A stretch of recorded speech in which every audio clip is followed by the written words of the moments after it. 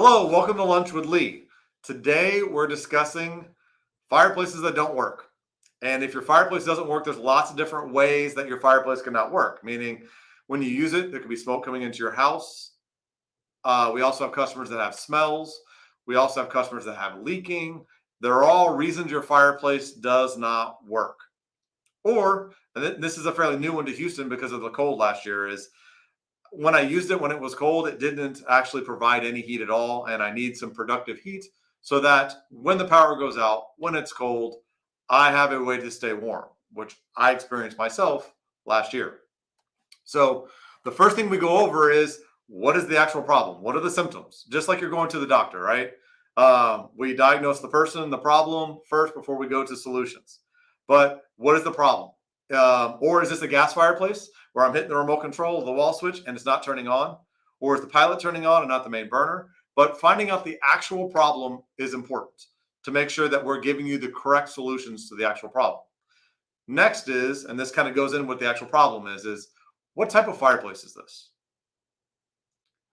Is it a manufactured metal fireplace, which is sort of a metal kit in the wall? Is it a masonry fireplace, which is brick for brick built and depends on the skill of the mason as to how well it is built? Then the next thing is maintenance wise. What kind of maintenance does this have? Has it ever had any repairs? Because what we found is sometimes when fireplaces don't work and general contractors or anything else kind of do repairs, sometimes they don't get done correctly. Sometimes they do more harm than good. So what has been done to it? What has been changed? We've even seen, like, I added another addition and we had to make it taller. So it's always important to know what maintenance has it had, what changes have been made to this, or is it still all original just like it was installed? The next question we're asking is, has this worked well for years and just suddenly stopped? Or has it never worked, ever? So obviously, if it worked well for a long time, something may have changed. Did it get struck by lightning? Did you have a chimney fire? There's all kinds of questions we ask to make sure we're getting down to the actual problem rather than just having a generic solution for everybody. So, and if it's never ever worked, was it just installed incorrectly from the beginning? Which I've seen fireplaces that are 50 years old that from the beginning never worked. I always get suspicious when I see a fireplace that is 30, 40, 50 years old and looks brand new, like no one's ever used it. Meaning someone tried to use it, it worked horribly, and they just abandoned ship. Or called somebody out, they looked at it, they either didn't know how to fix it or it was so expensive that they just leave it alone. So that's kind of the process we go through to diagnose exactly what's wrong. And some of that involves also us coming out to your house. We have camera systems that we put through the whole fireplace. You can look over our shoulder and look at it while we're going, or we can just give you an update at the end of it, depending on how you like to be educated. And there's not a right or a wrong about it, but we can actually see, we can actually take pictures, we can actually document, you can see. We're not going to tell you what's wrong, we're going to show you what's wrong. So it's a process of moving through the diagnosis process, and then it's about repair. And we can repair any fireplace at any time. We can tear it down to the ground, start all over again if it's necessary. So people always ask, do you do this? And the answer is yes. The question is how much trouble is it? And is it worth it? Because a lot of fireplace repairs, especially when it's a masonry brick fireplace or any fireplace that's inside of a wall, to get to it can be a lot of work. So a lot of work equals a lot of money.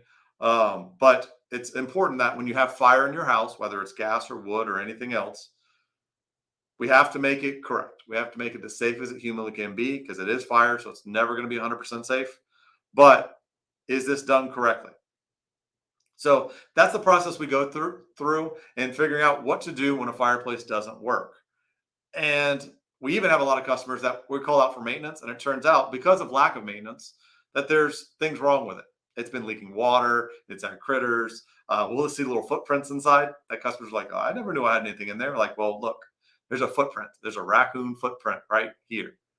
So even if you think there's nothing wrong occasionally, if you have not maintained it correctly and no one's done proper inspections on it, you never know. And it's important for us to get down to the nitty gritty to know exactly the condition so that you can make an accurate decision with 100% of the information given, whether it's, I got to make this thing as best it can be, or it's, let's shut it down. Let's just make it not leak water or keep critters out, or any of your decisions is okay as long as you're making them informed, and that's our job. So you have two ways to getting informed. Number one, call the office, schedule an appointment, have someone come out and look at it. That's the absolute best way. You get the best information. We know 100%. The other way is virtual assessment. Go to our website, schedule a Zoom meeting, put in the proper pictures. And sometimes you get me, sometimes you get somebody else, but we will look over it and we will give you our best advice based on the information we have, which is not complete. And sometimes, quite honestly, because I do a ton of these, the answer to this is you really need someone to come out to your house, because it would be irresponsible for me to try to guess on what's going on. And sometimes it's very, very easy. If you have estimates from other companies where I can have that information plus pictures, plus sometimes I can tell you exactly what you need to do. But once again, two different ways. Call the office, get someone out. That's the best way. Virtual assessment, schedule an appointment. You don't have to, we can do this from anywhere. Just make sure we have the right pictures, and we can give you the best diagnosis we can with the information we have. So once again, junk in, junk out. If I don't have good pictures, guessing even more. The better pictures I have, the more accurate information we can give you. So that's the two ways. If you have any questions, give us a call. We're here to help.